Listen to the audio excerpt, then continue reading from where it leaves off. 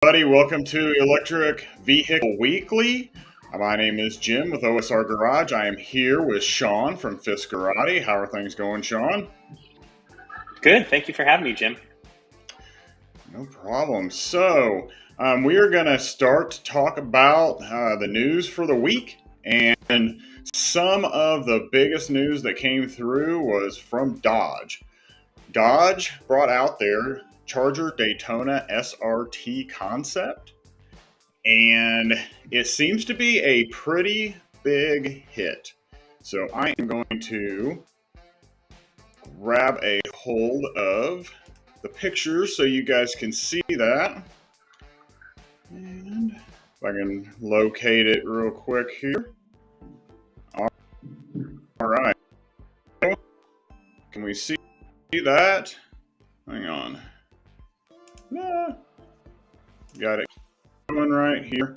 And share and Nice. pop up. You guys think of that? That's actually pretty sharp looking. Pretty impressive. Let me see if I can change things around here a little bit more. There we go. Yeah, it is a very, very nice looking car. Probably not as aerodynamic as it could be, but it's really muscular. I really like the way it looks. It is going to have an 800-volt architecture, and they're calling it the Banshee. So, they also said that it's going to be faster than the Hellcat. This is the weird thing. It's going to have a multi-speed transmission. So instead of most EVs, that single speed that it just goes and just goes, this is going to actually have simulated shift points. So I don't know how I feel about that. That seems a little weird, but I think they're trying to really hit on these gas vehicle muscle car guys that they want to try to move over to the EVs by trying to simulate it. And so I don't know how well that's going to go. It's supposed to have some boost button that increases the horsepower for a certain period of time. And then it's also going to have an exhaust audio system. So it's supposed to be as loud as a Hellcat. That's quite interesting. I heard earlier this week that not only about this vehicle, so Dodge, I heard they're going to stop making the ICE Charger and Challenger sedans in 2023. So that's the last year of those two. And then they're going to the electric, which is what we're seeing here on the screen, right? Yes, that's going to be fully electric. Got another one here. I'll pull up, see. Here we go. So as you can see here, it's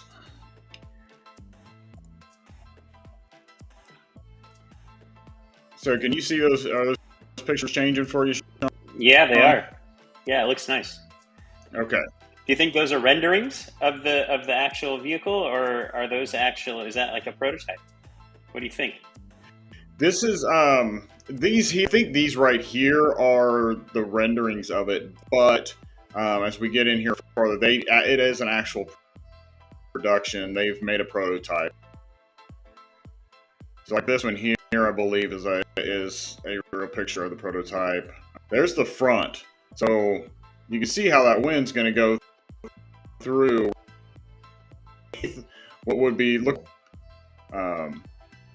and up over the car. It's kind of neat looking. Yeah, it's pretty sharp. Yeah. So these all seem to be like renderings here, but let me see if I can get to that part right there. Looks really cool. I like the light bar going all the way around.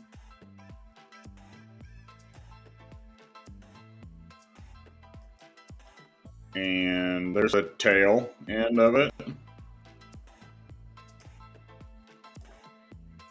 Banshee logo. Brembo brakes. Carbon fiber. There's the Banshee. So this little logo they've got on the front of the car and on the rear is, they call it Fratsonic. Is a name they made up, but it's an old school Dodge logo apparently, from what I understand. And so here you can see where I was showing the wind would be going up underneath that grill and up across the top of the car. So maybe it's a little more aerodynamic than what it looks like. Certainly looks like a muscle car. That's what they were aiming for. Yes.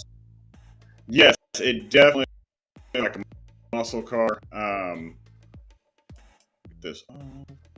And those wheels look pretty big too. What do you think those are? Are those like 21 inch, 22 inch wheels? I would bet that they're 22s is what it looks like to me. I'm going to go back to that other one because I've got a little sound for this car, so you can hear that. This is what the speaker's going to play on the outside. They're going to play this sound on the outside speaker. Yeah, apparently they like pump it through like exhaust, and it's really interesting how they did it. Okay, let me get this chair. Get this pulled back up here, and then we'll play sound. Okay, you ready? Hopefully we can hear this. Fire away. Right.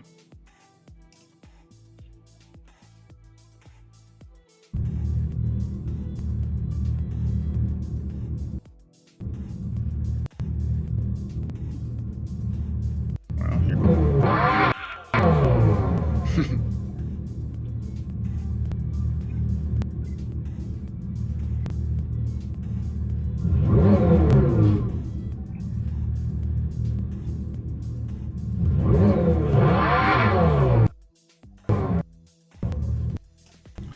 That's pretty cool. I don't. Yeah, I mean, it kind of like has that sound, but then it like is computerized at the same time. So. Yeah, it is. It's digital sounding, but you're not going to feel the trembling of the motor either, right? Because it's not True. a gas motor. So, but it still sounds kind of cool. But maybe the speaker vibrates the inside of the vehicle too when you rev the engine or the motors. Yeah, maybe. Yeah, I'm not. That's the other thing. I'm not real sure what to expect from this transmission with this multi-speed transmission. It seems like I don't know how they're going to do it. Whether it's going to be like a pause and then a grab, so it kind of just gives you a little jerk. I don't know how they're going to do it. It just seems like it wouldn't be good on the electric drive motors to do something like that. So yeah, that'll be interesting. So it looks really cool. I'm really impressed by it. It was something that I would like to drive. Like I said, I wouldn't own it as a car just because I'm kind of in that SUV type of stuff now. Not so something so low to the ground, but it'd be cool to drive around. The problem with this is their top of the line. So, you can expect they're going to make lower ones that are probably going to be a little bit more affordable for people, but we're probably expecting this one to come in at around 100,000. It's just kind of, it's got everything loaded into it as much as they can put into a car. So, it's going to be that top thing, just kind of like, with the Silverado, their top of the line SRT, not SRT, it's can't remember which one it is, but it's gonna be like $100,000 too. So it's like they're putting these top of the line ones way high, and then hopefully they'll make some more lower end ones, probably with a lot less power and not so crazy. And I don't know if all of that's going to end up in the production model. Sometimes that concept stuff doesn't end up to production. So. Got it. Yeah, it'll be interesting to track that one. There's certainly a lot of EVs coming out. There is. They have announced quite a few lately. It's pretty interesting. Yeah. We can't wait. So some news for people. Fisker Ocean's going to be at the Fully Charged Live Show in San Diego next month. So we're going to see not only that vehicle, but a lot of electrical vehicles there. I wonder if his Dodge is going to be there, or is it too new for it to show up there? It could. I don't think this is probably a running concept. A lot of times, those concepts, they don't actually run.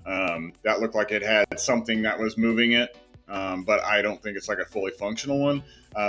There are videos out there of people getting inside of it, so I don't see why they may not. They may have it there. Cool. We'll get some video of it if they do. Okay. Do you have any questions on that end anywhere? No, I don't. I don't see any questions yet. Yeah, if people have any questions about these vehicles, I probably won't have an answer, but Jim might. So go ahead and post your questions, and I'll read them on out here for Jim. But otherwise, if I don't have the answer, I will give you my best educated guess. There you go. That's all I can do. Okay, so we will move on to the next item up, and that is going to be the Biden administration sent out the 21 cars that will be eligible for the new tax credit through the end of the year. So with the tax credit, what actually went into effect when he signed the letter on the 16th was the built in North America part of the new tax credit. The batteries and stuff like that, and will go into effect in January. So this also, the 200,000 cap limit for the manufacturers is still in place until the end of the year, and that will be removed in January. So we have 21 cars that will be available for the tax credit for the end of the year. All right, so we have a question. We got a question about the last topic real quick before we dive into the Biden administration and the EV tax credit. A viewer asked this. He said that video showed the rear seat with a 60-40 split on that Dodge. Is that what the prod issues will have, or 40-20-40? That they haven't given any information on that yet. I kind of noticed that also. So we'll just have to wait and see. Like I said, there just really wasn't any information that they've given out right now, other than what we talked about with the 800 volt architecture, which is more than what some places give. So that's a plus. That'll mean it's going to have fast charging. So that is a good thing. It's probably going to have the largest battery they can put in that very first one, so they can get the maximum amount of power to the wheels and to everything there. Probably have smaller batteries in the lower end models. But as for the seating, they really haven't made any comment about that. Got it. All right. So that Biden administration, the 21 EVs, that's something. Yes. I am going to bring up the list, and I will also read them off.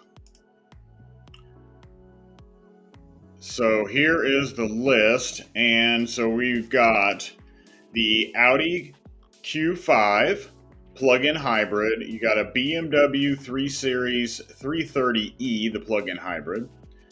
BMW X5, the xDrive 45e, Chrysler Pacifica plug-in hybrid, the Ford Escape plug-in hybrid, the Ford Lightning, which is a plus for anybody who's getting a Ford Lightning here in this fourth quarter coming up. You've also got the Ford E-Transit van, the Jeep Grand Cherokee plug-in hybrid, and the Jeep Wrangler 4xe, which is also a plug-in hybrid. The Lincoln Aviator plug-in hybrid, a Lincoln Corsair plug-in hybrid, the Lucid Air, which I guess would be good for anybody who bought a $150,000 Lucid Air. That $7,500 probably will help you out a little bit. Yeah, it's quite expensive. Also get the Nissan Leaf, which would make that one a pretty good deal, and the Rivian R1T and the Volvo S60 T8 Recharge plug-in hybrid. So that is that, and apparently that's all that the Biden administration has said will qualify as built in America for the rest of the year. That's good to know. So, I think my favorite one from the list there is probably the Ford Lightning. That's probably my favorite one. Yeah, the Jeep Wrangler 4xe. My sister just got one of those. Okay, does she like it? She said that she likes it, and she likes the fact that she's going to be able to run in town and get groceries or whatever, and come back and just be on electric, and not have to worry about the gas. Now, whether I'm sure she'll forget to plug it in, and hopefully she doesn't turn into one of those that has a plug-in hybrid that never plugs it in. But we'll see how that goes. Yeah. Okay. Cool. So yeah, I think it was good that they brought out that list. So at least some people have an idea that if they are going to look for an EV this end of this year, that at least they know what to look for if they want to get that. So that's a good thing. The bad thing is once it hits 2023, there's going to be little to no EVs that qualify immediately for that battery. For the full credit. Some will qualify. Actually, I think I read 30. It was 30 something that'll qualify for part of the credit going forward. Yeah. I believe it's the GM, like the Chevy Bolt and those. Right. I believe they've been making their batteries here in the United States, but maybe not necessarily with the correct, minerals from where they needed to be from. Yeah. Which that Chevy Bolt's going to be a really good deal too, unless they turn around and now that they can get the tax credit if they bump the price back up. Since they had lowered it. If they don't, you're looking at I think a $25,000 EV. I mean, wow, that's awesome. Yeah, it is.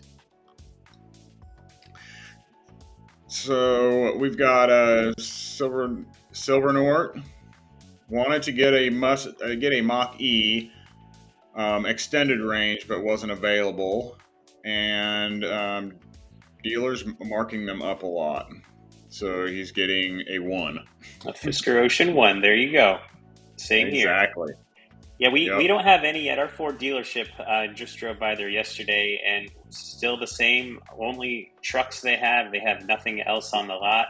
And the trucks that were on the lot, and this is a pretty big dealership in our town, and there was few trucks, but only trucks. Maybe saw one van, but there's slim pickings at that lot. Across the street, they have a Volkswagen dealership, and they have slim pickings too. There's a lot of used cars. New cars, not so many. They do have one ID4 that's there all the time, and it's like the test drive one. But they have slim pickings too. And then we have a BMW dealership up the hill, and that has loads of vehicles at it. And they have like overflow lots throughout the town and or the city, and those are all full too. So I don't know what to make of that, but the Ford dealership is killing it, or the manufacturer, the actual manufacturing, they can't keep up. One or the other. I don't know what the story is, but I think it really depends on the dealership itself. I know it maybe seem like it's a big dealership, but the dealership that I go to get my reviews from, they probably have around 10 or 12 brand new F-150s sitting out there. They've had Broncos, 2022 Broncos sitting out there. There's a couple Mustang Mach-E's. Have a Maverick, a limited Maverick there right now. So they seem to relatively consistently get vehicles in. So yeah. And then Rick had a statement which I kind of agree with and hope for as well. Actually, I hope it goes beyond the end of the year, or I guess when we get our car. He says, "I hope used car prices maintain until the Ocean Ones deliver." So 2023. I hope they stay strong used car prices until then, because I got to sell the Tesla in the garage to fund the Fisker Ocean 1, or at least part of it. So Right. I'm hoping that they stay. And in the new year too, the used car electrical vehicles or used electric vehicles are going to get a tax credit too for the first time. So who knows Yes. what that's going to do to the used car market for EVs. You could make an argument either way. Either they're going to end up, more.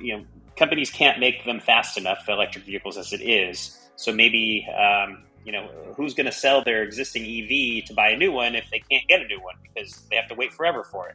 So Right. I don't know. I don't know what to make of that. But I think EV wise, for EV used cars, those of us that are going to be trading in or selling, I believe that they will probably hold value. They're not going to appreciate like gas vehicle used cars do. I think we're going to stay at a higher end market, but that used car EV tax credit is not going to be valuable to anybody for a while. It has to be 2 years or older, the car, and it has to be no more than $25,000. Interesting. So that's really going to be putting you on. I think in one of my videos I said you're going to be looking at the Chevy Bolts and the Nissan Leafs to qualify because everything else is going to be, everything else is going to be way too high priced. 2 years out, all of the other EVs are still going to be in the $30,000 to $40,000 range. Got it. So I don't think that's really going to affect things too much. So let's hope the prices stay elevated. Yes, let's hope so. Okay, so I'm going to move on to the next story, cool. And the next one is about Rivian. So Rivian, I heard about that one. That was a crazy one. Yeah, that pissed off a lot of people. Yeah, it did. It really upset. Did. I mean, it upset even more people. So Rivian discontinued their base model trim line, which was the Explorer package. They eliminated it from the R1T and the R1S. Now, that basically means that everyone has to choose another one or cancel their reservation. Now, if they choose another one, it basically means that they're going to be paying a higher price. So now, not only did Rivian raise their prices, now I think some reservation holders were grandfathered into the old pricing. But they are not going to get a tax credit probably for next year because their vehicles are generally way overpriced. They're going to price out of that. It's possible they may not, but it most likely will be. And then now they're telling you that you have to buy a higher price truck. So the difference in that, I believe, was like $5,500. So we'll have to see what happens there. They said that there wasn't a whole lot of orders or reservations for that entry level. So, but it's enough that, they have 100,000 reservations right now. And they're not producing very many trucks. So that's really going to put a damper on things, especially when they turned around and laid off 6% of their workforce. So that does not help things either. It does not help you get trucks out when you're laying people off. So anyway, those customers will have until September 1st to either reconfigure their choice or cancel their order. So if you are in the market for a truck and you feel slighted by Rivian, what are your options right now? Is it to go with a Ford Lightning, which is like totally backlogged?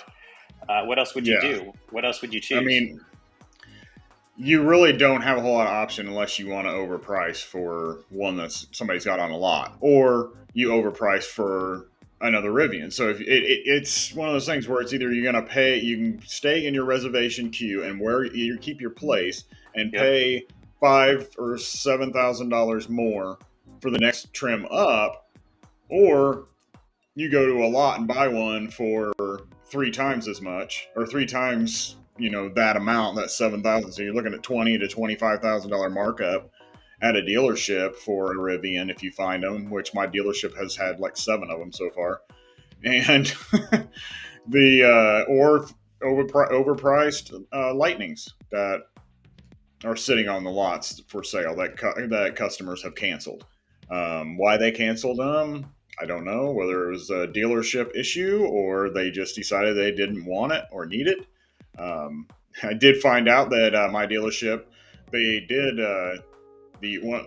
I think it was the owner or the GM there or something had put in a reservation, like early reservation. He was able to order his truck beginning of the year, and when it came in, he decided he didn't want it. So then the dealership sold it for $20,000 over, and somebody bought it like within a week.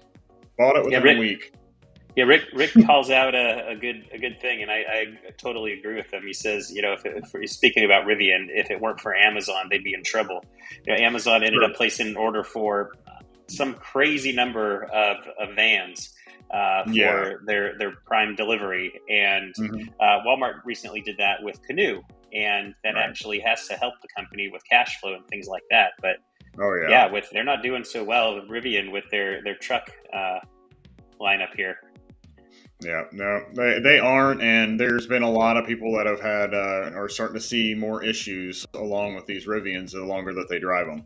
So that's becoming apparent that I don't know if you want to call it that the build quality is not as great as what it should be, but there's people that are getting into a few thousand miles on their trucks and start getting wind noise, and there's issues with the drive motors there's this clunking noise when it goes into regen that seems to be getting louder and louder all the time. So I don't know what's going on there.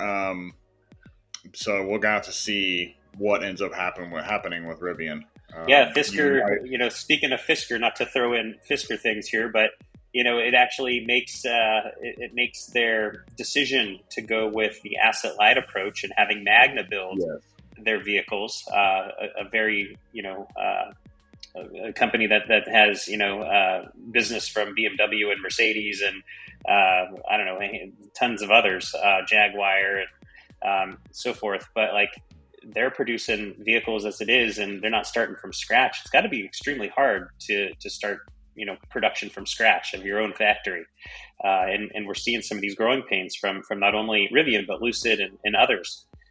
So it's got to be hard. And we had we heard Elon Musk say the other week, I don't know, 2 or 3 weeks ago on some other podcast show about how he thought starting production or scaling production is a million times harder than what people, not a million, 1,000 times harder than what people think. So than the prototype itself. So 1,000 times harder than building a prototype. Everyone can build a prototype, but actually manufacturing it 1,000 times harder. And thank God Fisker chose to go the route that they went, because that means we can definitely hope to get a very high quality vehicle. At least that's my expectation. So can't wait for that one. So what else we got? We're talking about Mustang next. That'll be. Got some news about Ford, right? Yeah, Ford on the. Yeah, you're cutting out. I think I can barely hear you. You gone all pixelated on me. Oh, okay. Yeah, I was working on pulling up something, and let me see if I can get it up now. Oh, there you go. Yeah, something on it's not wanting to do it, so it's killing your bandwidth. It's having an issue. Yeah, that's kind of what I figured was. We are going to kill that. Got rid of that. I'm just going to close it. Okay, that should take care of that problem. All right. So we are going to talk about Ford. So Ford announced that they are not going to make a hybrid Mustang in 2024, which was what their intent was. I think this is funny because they announced this right after the Dodge Charger reveal. So they have now decided, instead of doing the hybrid, they are just going to move Mustangs to fully electric by 2028. And this is not the Mach-E. This is the regular original gas-powered Mustang will be turned into a fully electric Mustang and no gas engines anymore by 2028. Do you think they're going to come out with any hybrids or something before that? No, they just said that they are not going to. They were working on a hybrid, and they just decided to scrap it and go straight electric. Straight electric. Wow, that's a long time to wait, though. It is 5 years. Yeah, that is about what they're coming out with their newest model. I think it's like a S650. I think is what they're calling it. That is going to be starting next year. So then that will be 4 years, 5 years. That's usually when they start doing a changeover in model, and so that should stay in line with them switching over. But from what I understand, there won't be any gas engines after that. So this new S650 that has the V8 Coyote motor in it, this will probably be the last time you'll see gas motors in a Mustang. So, anybody got any feelings on that? Drop them in the comments. I'm sure that there's plenty of people that will probably have some issues with that. But if not, I don't seem to see anything. Okay, we are going to go ahead and move right along. So this is going at a pretty decent clip. I've got another picture to pull up for you guys. So, have you seen... We got a couple comments. It had to happen.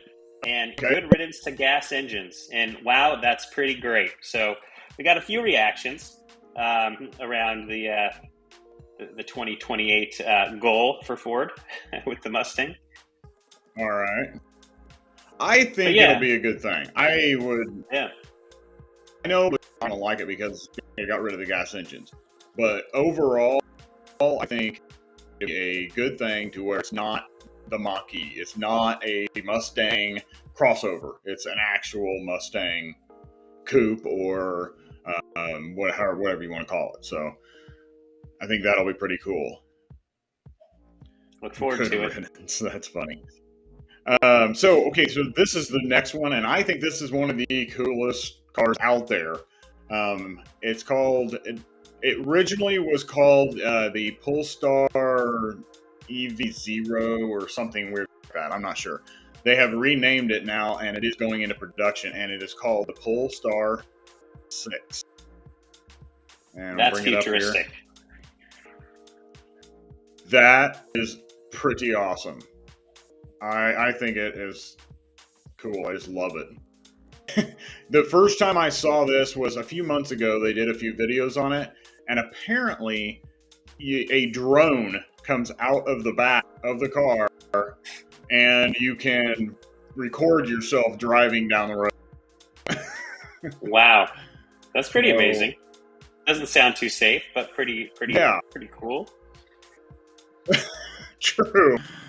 Yeah, so that's pretty looking. This little part back here in the back where this little line is, by the Polestar logo, that's where the drone is supposed to come out of. Oh, it's got to be tiny. Yeah, I don't think it's a very big one, but yeah, it's a nice. So did they release any information on this around horsepower or battery range or anything like that? Actually, yes. So it is going to be a limited production vehicle. So they're only going to make a certain number of them to start with. The first 500 will be in this exact spec that you're seeing right now. I think they call it like a California Blue. So it's going to be in this exact spec. And then after that, there will be other models that you will be able to choose different colors. So it's going to supposedly have 884 horsepower, 663 foot-pounds of torque, and 0 to 60 in right around 3 seconds or under. And do they have a starting price on that? Not exactly, but they're estimating in the $250,000 range. Ooh. So it's a supercar from the looks of it. Looks like it might rival the Fisker Ronin. which is also a convertible. Yeah, I mean, yeah. I don't understand why they can't make one for, $80,000. Why not? I don't understand why it has to be $250,000. We'll find out. Motors on it are probably pretty incredible. So a 4-seater. Yeah. Convertible. That looks pretty wide stance too. Looks beautiful. Yeah, love the wheels. Yeah, I do too. I think the wheels are awesome. It reminds me a lot of like a Lotus, like a Lotus, Roadster sports car from the 90s, early 2000s. I wonder how the roof ends up coming up and kind of maybe folding in somehow into the back. It wasn't obvious with that over aerial shot. Yeah. It is. I believe it is motorized. Kind of like I think some of the old BMWs used to have a motorized hardtop. So it probably folds in pieces into the trunk area. Yeah. So you may not have covering up the drone. Right. Yeah. I don't know. I don't know how that works. It does have a pretty good sized infotainment screen in it. And dial in the middle, but it looks pretty simple in there. Yeah. And not sure what's going on. Smart Zone. Not sure what those were. So here's some actual pictures of it, and not far out. This is that. Yeah, it's the prototype. There's the blue, that blue color.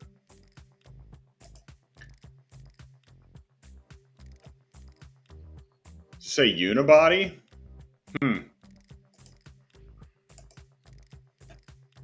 The steering wheel is kind of unique. Yeah. Being rounded and squared, flat on top and bottom. Yeah.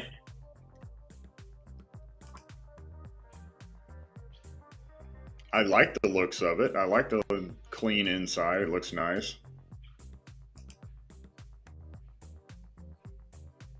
It's probably the nicest Polestar that I've seen. Yeah. But definitely out of my price range. Yes, yeah, it is. I'm not a big fan of these gold seat belts. Yeah. I think they'd be better if they were blue, if they match the outside color of the car. Yeah, it does provide some contrast, though. I kind of like it. Complementary to blue. I would think yellowish, goldish. Yeah. I'm okay with it. It looks sporty. And so this one, I don't know if this is going to work in the U.S., but not having actual mirrors. We don't have digital mirror. So I don't know if that's legal yet in the U.S. I don't know either. Pretty futuristic. How slim those are. Yeah. Yeah, they just knife right through the air without any problem.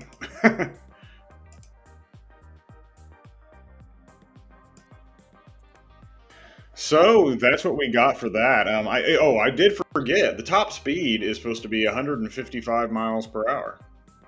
So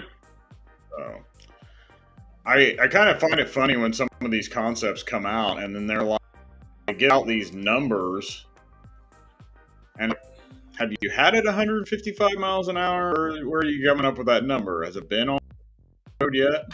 It's kind of interesting to see how they do this stuff.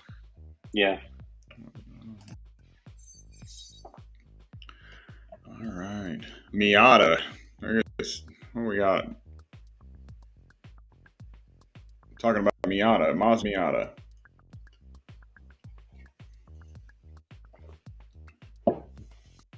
Yeah, those are really popular. All right. So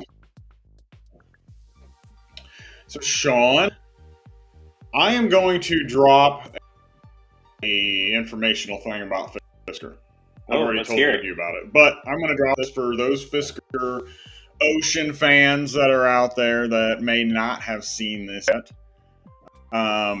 But apparently on Stock Twits, Fisker was on there. Henrik Fisker was on there, and someone asked him if it was going to have Sentry mode, and replied a Fisker version of it. So that's right. If I believe that, if I quoted him right, I don't know if I quoted him exactly right, but so basically, we will have a type of Sentry mode on the Fifth Ocean, which is a car kind of alarm. cool. That's nice. Yeah, Yeah, car alarm. You should expect a car alarm these days with all these cameras and sensors on these vehicles, right? So it is pretty exciting to hear that. I think that's really good. Yeah, we use the Sentry mode on the Tesla Model 3. The problem with the Sentry mode on the Tesla Model 3, anytime we go to a hotel, the only hotel that we've taken the Tesla Model 3 actually is in Palm Springs, various hotels, because that's kind of like our getaway spot that we go. And it drains the battery so much because the Sentry mode is so sensitive. Anytime somebody goes next to it, in front of it, behind it, wherever it may be, the camera activates and it just drains the battery. And by the time we get into the car and see all the notifications for the Sentry mode, there's sometimes there could be 10, there could be 15, 30. It can go crazy, and it's so hard. Like, the only reason we would actually look at any of those videos anyways is if like the mirror's falling off, or we have like a big bash in the door or something like that. It's the only time I would look at that, but it records it. It's cool when it records it at, near home, because we're out and about, maybe the grocery store or something like that. But yeah, in Palm Springs, where we can't charge the car, in a cost-effective way, it's super, unfortunate that it drains the battery. So it'll be interesting to see what Fisker does with their version of the alarm, the modern day alarm, and if that, preserves battery on the electric vehicle. And I hope it does, who knows, but that's something I thought Tesla would, perfect, like try to find a way to make it be more, only record the stuff that matters and get rid of the stuff that doesn't, but also find a way to preserve the battery. I don't know how they do it, but that'd be nice, because you don't want to be out in the middle of the, for us, Palm Springs, and we're stuck with having to search for a charger. So that's my take on that. Yeah. I'm surprised that it would. Yeah, I am really surprised that it would drain the battery that much, considering that it's pretty much motion sensitive. So you would think that everything would be off, and then that motion sensor, but you would think it wouldn't take that much power for it to run a motion sensor, but maybe it does. There is another video out there, and I think it was TFL EV. I think they have one where they were with some friends, and she has a Tesla, and they were like out on the lake boating or something like that, or for the weekend. She had parked her car. She went and got an alert on her phone when she parked it, I think like somewhere around 60-70%, and she got an alert on her phone that it was down to 20% or 25% battery just from sitting out there all day in the sun. So I think she had the Sentry mode on, and then I think she had the cabin comfort set. I think you can set it to a certain temperature so it doesn't go above 110 or something. Whatever temp you want to set it at. I think I have mine set to 100. But when we go to the desert, I turn it off, just because I usually find a shady spot under some sort of a car. I don't know what they're called, the carport type thing, where it has like the shade up above in Palm Springs, so you're not getting the direct light. But it's still, the car gets over 100 just sitting under that, but you don't have direct sun beating on it in the 113 or 115 degree weather. So that certainly will drain the battery as well. But yeah, I turned off almost all that stuff last time we were there, and it was just the Sentry mode, and I forgot to turn that off. And the battery, we didn't drive the car. We took my parents' car everywhere, anywhere we wanted to go, just so that I wouldn't have to charge multiple times in Palm Springs. We only charged once. But the battery got zapped again. So, trial and error, I suppose. Try to figure it out. Right. I had mentioned about Fanta raining, and I know it's been an issue with some EVs. I had a guy just did a test with a Ford Lightning and a Rivian, and he took both of them, put them at 100% charge, took them out and left them, I think, for a week, I think it was. I think he left it. I left them sit out there for a week, and the Rivian lost like 15% of its battery, and Lightning lost 1%. over a week. So I don't know what features that the Rivian keeps running, but it seems like the Lightning basically just shuts everything down. So they don't have any Sentry mode or probably any type of control when you're not in the car, other than maybe something similar to like the i4. We have a instant climate control. When we get out of the car, we can hit that and it will climate for 30 minutes. So if you're running the door for a little while, come back out, your car is still cool. That's all it does. It's 30 minutes and then it shuts off. I don't know if the Lightning has that or not. I'm trying to work it out with my dealer that I can get the Lightning for a day, for an entire day, and try to do some testing and get a little more in depth into it. But we'll have to see if that works out or not. Tried to get him to give it to me for a week. That wasn't working. So more to come there. So what other information do you have from Fisker this week? Or do you want to hold that for Wednesday? Oh no, we can chat now, but we could probably chat on Wednesday too, if there's more stuff. Yeah. We got some news yesterday. We got the exact location and times for Fisker's pop-up location in New York City. That'll be there a week from today. So it's going to be, I want to say it's called Domino Park, across from an ice cream shop. And that's going to be in Brooklyn. So if you're in the Brooklyn area, that'll be pretty exciting to see the Fisker Ocean debut on the East Coast. That's probably the biggest news aside from, or the most recent news aside from Fisker saying earlier in the week, I can't remember what day it was, but maybe it was Thursday or I don't know, Wednesday, Thursday. They ended up announcing that they're considering increasing capacity for the Fisker Ocean beyond the 50,000 units they're capable of doing in 2023. So that's exciting news. We don't know how they're going to do that. They weren't specific yet, so more details to come. They also talked about in that press release the possibility of opening up American manufacturing here in the United States, the good old United States, the good old USA. So we'll see, what transpires there as well. More details to follow in that press release as well. There's a lot of stuff in that press release. They talked about 58,000 reservations. So if we were to subtract the 58,000 from the 56,000 that were announced on the last earnings call, that was an add of 2,000 in about 2 weeks' time. So they're back above, the 1,000 reservations per week thereabouts, it looks like. So that's exciting. Did those all come from your website? All those reservations? We're not talking about that yet. That's going to be its own article to thank everybody for those reservations. But we'll let club members know about that first, because it is exciting. We actually have quite a few people, for the people who are on the call that are club members and not club members. We actually have 14 people watching our channel right now. We actually get a fair number of people reserving the Fisker Ocean from the site.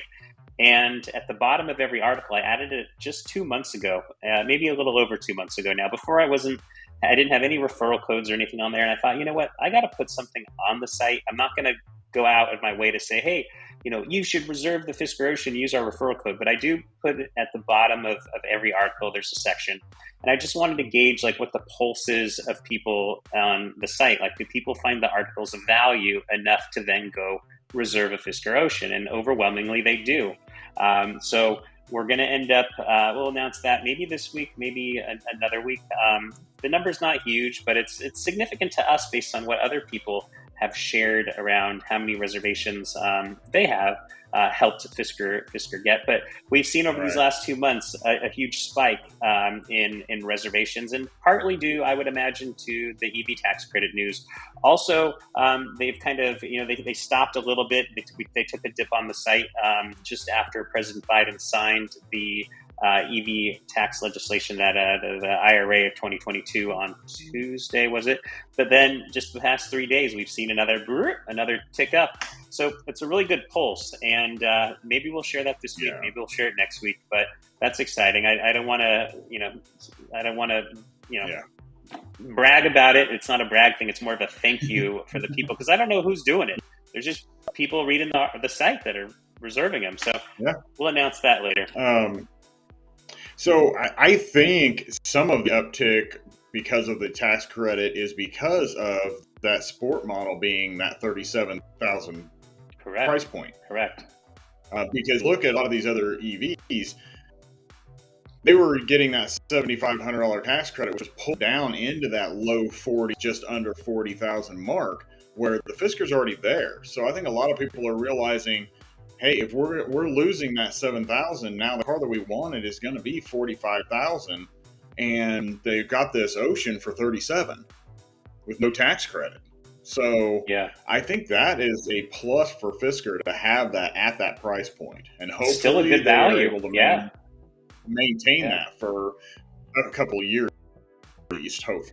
Well, I don't think we're going to see it maintained for a couple years, but they did say they're going to try to keep prices. They, being Fisker, said they're going to try to keep prices stable throughout 2023, and up to, I want to say, don't quote me exactly, but up to 40,000 reservation holders, or the first 40,000 units, or the end of 2023. So we'll probably get more details about that in 2023 as production starts ramping up. But yeah, at 37,500, that's a steal, even with or without the tax credit. Even if the company did bump prices, 10 to 15%, the vehicle's still affordable compared to other vehicles in its segment. So yeah, more to come. And that's what make that's what makes this so exciting for me, is just all the changes and all the news that flows, and it's fun. It's fun to do, and I'm going to keep doing this until it's not fun. I'm going to stop this when it's not fun, but for now it's fun. It's fun to track. Oh, it'll always be fun. I don't know. You got a question? You got a question over there? Says what is meant by pop-up showing? They're scheduled so one knows it's happening and where, right? So it's a pop-up location because it's kind of like a pop-up shop. It's not there forever. It's it has it's like I don't know. You see a lot of pop-up shops, for at least we do here in San Diego, for things. It's like, hey, today there's a pop-up shop for this product or that product, or this service or that service, whatever it may be. It's not a location that's going to be there day after day after day for you to come and visit, and they're usually announced on the fly. We do know that the latest pop-up location is going to be Brooklyn, and they just announced that this past week. So we know it's going to happen, but we didn't know when it's going to, where it's going to be or what time it was going to be. We found those details out yesterday. So we're going to find more pop-up locations probably to come, and that's just how Fisker's doing it. It kind of creates the excitement. It's it's not there all the time, so you better get there and check it out while it's there. Sometimes like in Europe, they do a lot of pop-up shops as well, and the vehicle, the Fisker Ocean in particular, actually was at those locations for 2 weeks at a time, 3 weeks at a time, but they're not there forever. So pop-up to me means it's there for a very limited time, and then afterwards it's gone and it moves on to the next location. So hopefully that answers your question there. And then someone has another question here. They said they've heard about Tesla's 10.69 full self-driving beta releases. Any idea how good or how many any of those driver assistants compare to other offerings? To be honest, I don't even know what version of the software I have on the Tesla Model 3, but we're on the beta stuff. But I can tell you that yesterday we have the full self-driving on our Tesla. Okay. We've got the full self-driving package. We've got the performance boost, and the full self-driving did something yesterday that was good and bad. I went and picked up some groceries. I did the curbside pickup at our local grocery store, Ralph's, and driving it back on the freeway. And somebody in a car in front of me, there's a long line of cars, and this person wanted to go left, but they didn't know that they could go left it's like when you get to the intersection at the very far end of the off ramp. There's 3 lanes, 2 go left, and then 2 go right. That center lane can go right or left. But the car ended up stopping at like the very entrance of the off ramp. So he kind of slammed. It was a man, and he slammed on the brakes. And I had a pretty fair distance in between me and the car that slammed on its brakes in front of me. And the full self-driving took over, and it was the emergency braking part of it, and it just slammed on the brakes. And it actually scared me because I already had my foot off of the accelerator using the regen, kind of to slow me down. But it thought, it must have known, like, hey, you're not going to make it. You better step on the brake. So it just slammed on the brake, and I ended up kind of getting lunged forward a little. And I thought, wow, that was crazy. But then the car behind me ended up wasn't paying attention, and they ended up slamming on their brakes, and I thought they were going to rear end me. So I had to hit the accelerator briefly to go a little further up, but not far enough where I was going to rear end the car in front of me. So I did that, but I've never felt the brake pedal be pulled away from my foot so quickly before. And wow. It was, that was the emergency braking, but that's a part of, I would imagine, the to some extent, the full self-driving, because it brakes for you as you drive, switch lanes, do all that fun stuff. I can say that the full self-driving has gotten better since I talked about it last, and that was probably a month and a half ago, where every time we drove by on the freeway a semi-truck, it would always veer into the rear of the semi-truck. It hasn't done that in a while.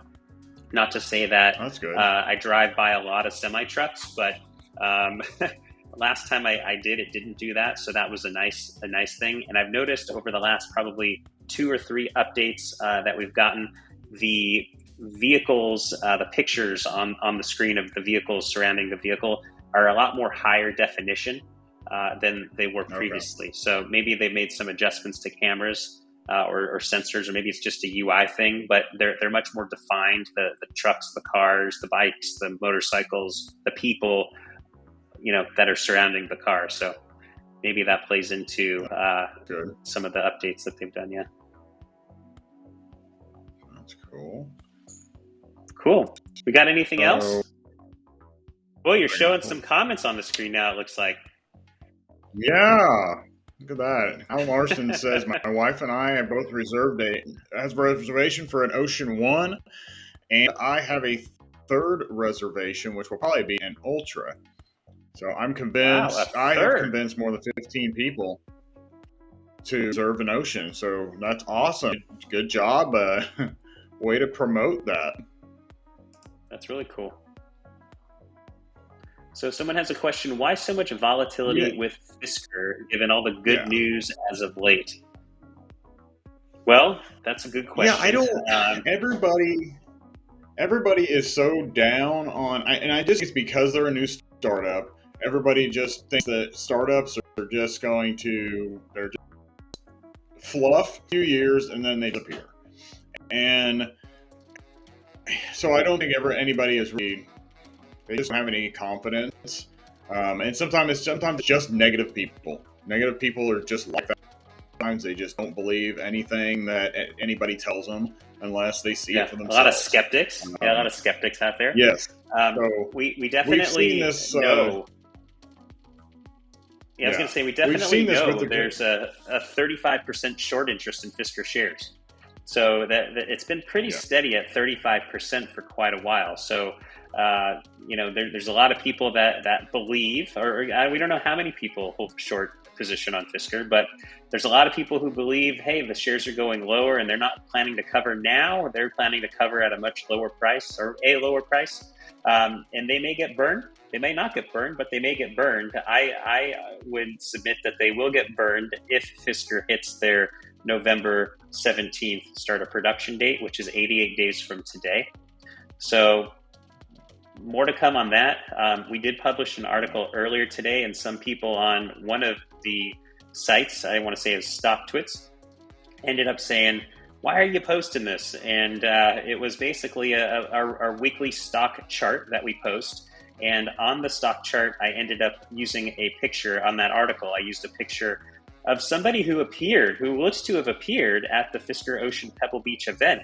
Adam Aaron, the CEO of AMC Entertainment, is there in the background on a Fisker Instagram story, and he's there with his cane. It's either a look-alike Adam Aaron or it is Adam Aaron, and I would submit it's Adam Aaron.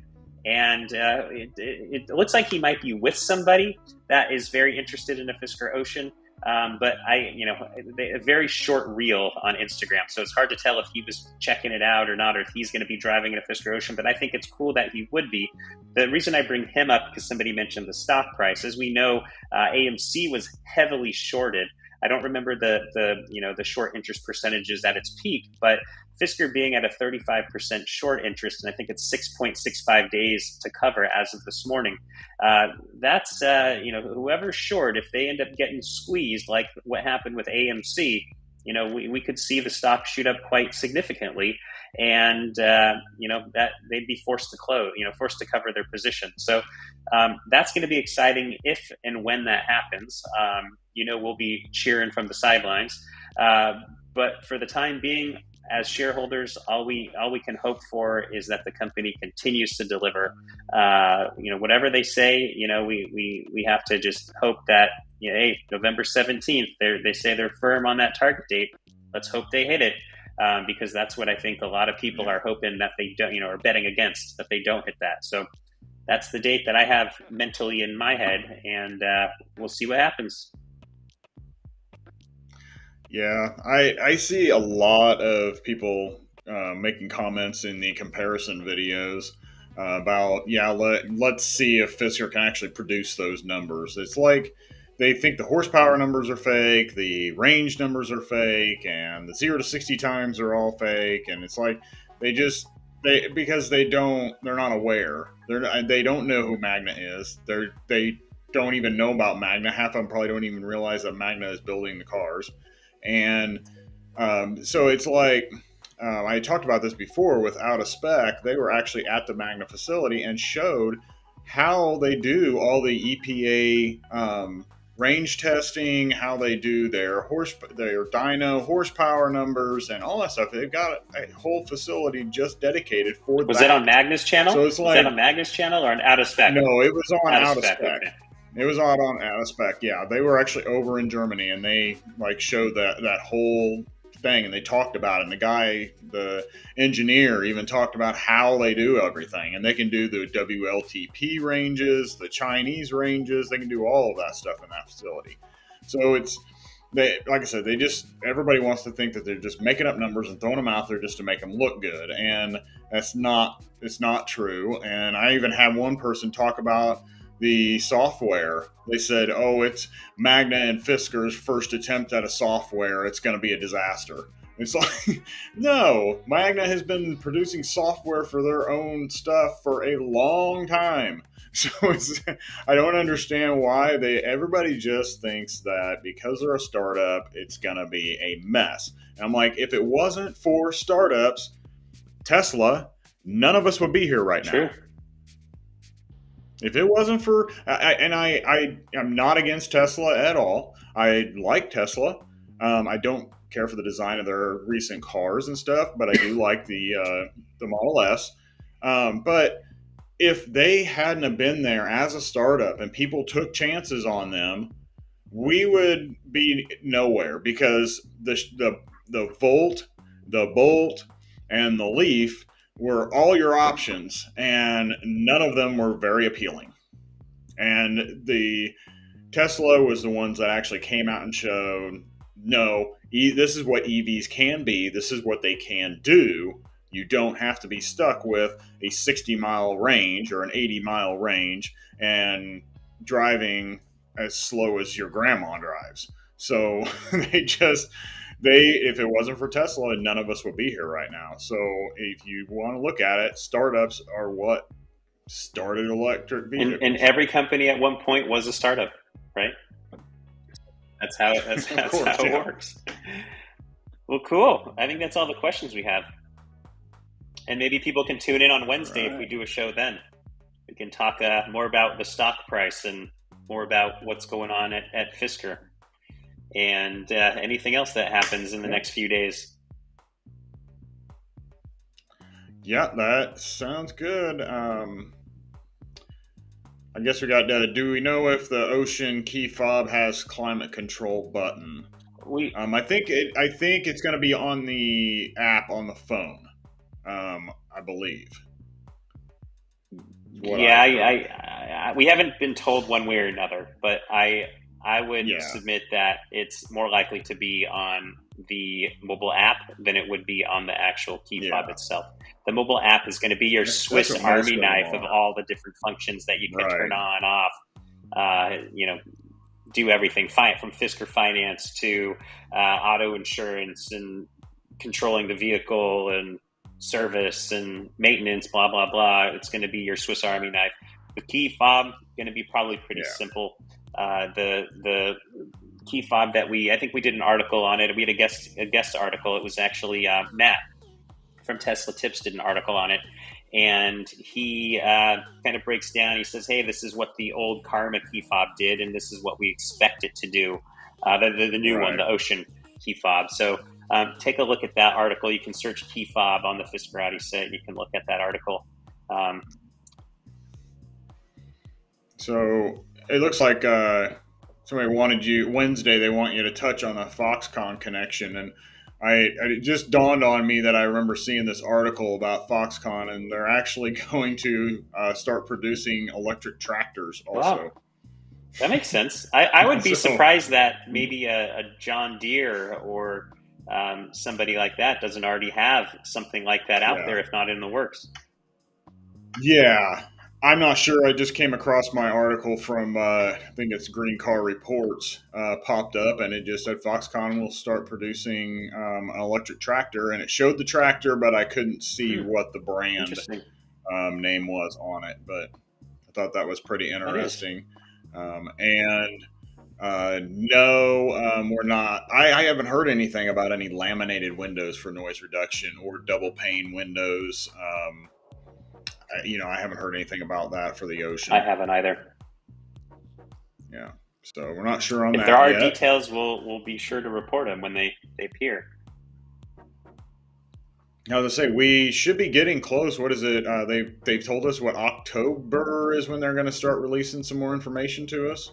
I think they release information to us every week. It depends on what information.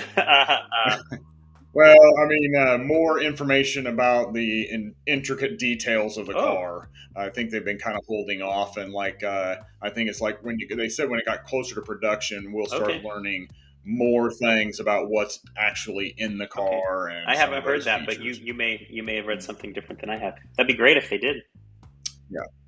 Yeah, I think that's what they were hoping, because I think when are they supposed to start converting these orders to production, where you got to finalize? Well, that's when I think maybe you're thinking of the next generation configurator for the Fisker Ocean.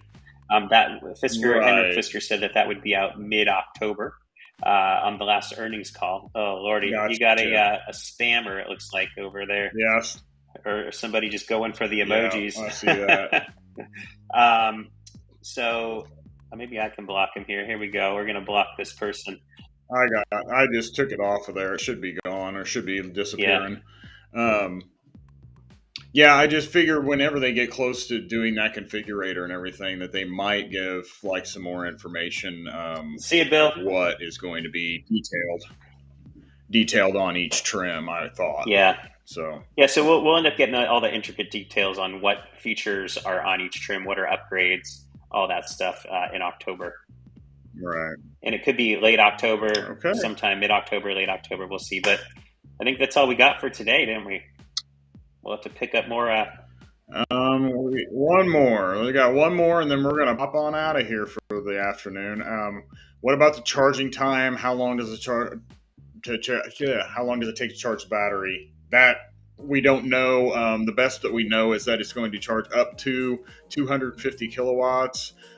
They said put a plus after that, so that if it's over 250 kilowatts, that would mean it's an 800 volt architecture, which I do not see.